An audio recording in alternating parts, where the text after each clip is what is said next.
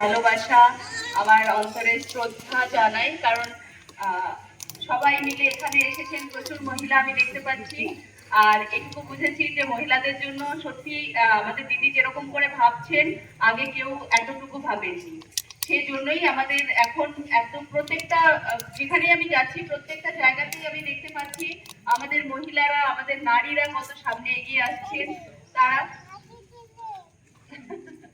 তো সেটা দেখে আমার সত্যি ভীষণ ভালো লাগছে। এবং এটা আমাদের যারা আমাদের ভাইয়েরা আছেন, দাদারা আছেন, তারাও সেটাকে এখন সুন্দরভাবে গ্রহণ করেছেন। আগে এরকম হতো যে মেয়েরা মানেই বাড়িতে থাকবে, মেয়েরা মানেই পর্দানসীন, তাদেরকে ঘরের বাইরে বের করা যাবে না, বা তারা কখনো বাইরে বেরোবে না, তারা বাড়ির কাজই করবে। কিন্তু এখন দেখা যায় যে মেয়েরা প্রত্যেকটা জায়গায় বেরোচ্ছেন এবং তারা সুরক্ষিত মনে করছেন নিজেদেরকে, সেই জন্য বেরোনোর সাহসও রাখছেন এবং সেই মর্যাদাটুকু তারা পাচ্ছেন।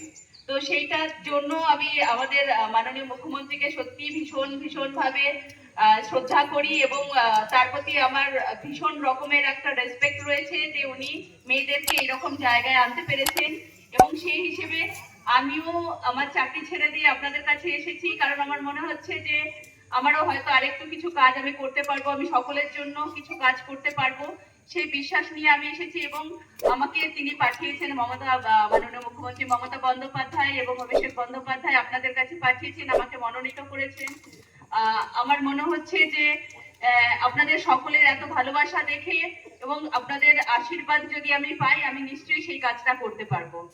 আমি আগেই আমাকে বলে দিয়েছে যে আমি আপনাদের সকলের ঘরের মেয়ে, সেটা আপনারা জানেন যে আমি পূর্ব বর্ধমানের অগ্রদ্বীপের মেয়ে, সেখানেই আমি ছোট থেকে বড় হয়েছি। সুতরাং আমি আপনাদের কাছেরই মেয়ে। আমি এখন ওখান থেকে চলে যাইনি, আমার ভোটার কার্ড এখনো ওখানেই রয়েছে। তো আমি ওরকম জাস্ট দুদিনের জন্য আসবো তারপরে চলে যাব সেই রকম মেয়ে নই। আমি এসেছি থাকবো বলেই। দুদিকটাই সামলাতে হবে, ওদিকে আমার সংসারও আছে, সেটাও দেখবো, আপনাদেরকেও দেখবো। দুটো দিকে আমি তাল মিলিয়ে চলতে পারবো এটুকু আমার বিশ্বাস আছে, কারণ এতদিন আমি সেটাই করে এসেছি।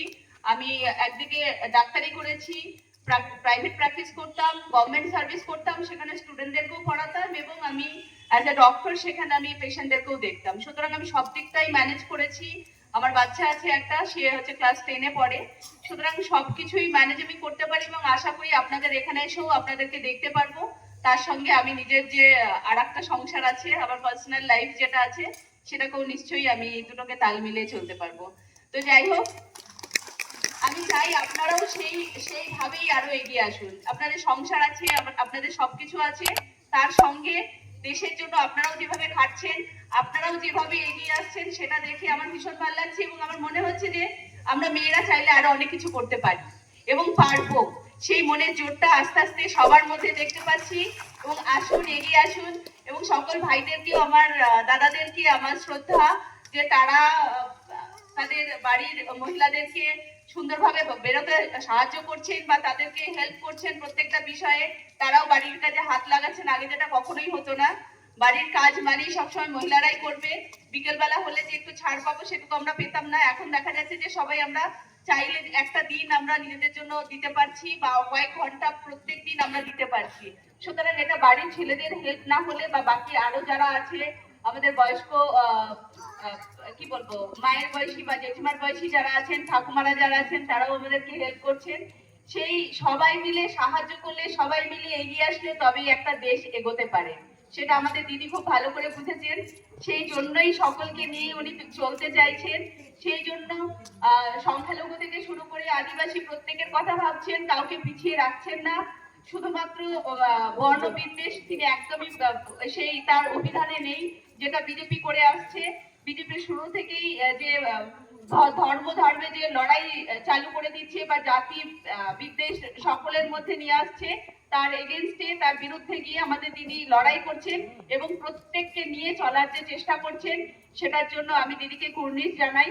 এবং আপনাদের সকলকে আমি এটুকু বলতে চাই যে আপনারা যদি আপনাদের আশীর্বাদ আমায় করেন, আপনারা যদি তৃণমূলের পাশে থাকেন এবং প্রত্যেকটা বাড়ি বাড়ি গিয়ে প্রত্যেককে বোঝাতে পারেন যে উন্নয়নমূলক প্রকল্পগুলো যেগুলো আছে সেগুলো সত্যি কতটা ফলপ্রসূ, বা সেগুলোর জন্য সাধারণ মানুষ বা আরেকটু যারা নিম্ন মধ্যবিত্ত বা যাদের সত্যি দরকার, সেই তারা কতটা উপকৃত হচ্ছে, সেই জায়গাগুলো যদি আপনারা আরেকটু ভেতরে গিয়ে দেখিয়ে দিতে পারেন, আমার মনে হয় বিজেপি একটাও ভোট পাবে না।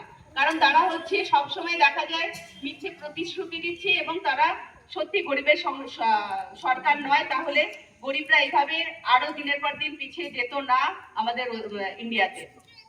সেটুকুই বলবো যে আপনারা আপনাদের কাজটুকু করে যান, পাশে থাকুন, সাথে থাকুন, আমিও আপনাদের পাশে থাকবো। বন্দে মাতরম, তৃণমূল কংগ্রেস জিন্দাবাদ, মামাটি মানুষ জিন্দাবাদ, মমতা বন্দ্যোপাধ্যায় জিন্দাবাদ, অভিষেক বন্দ্যোপাধ্যায় জিন্দাবাদ।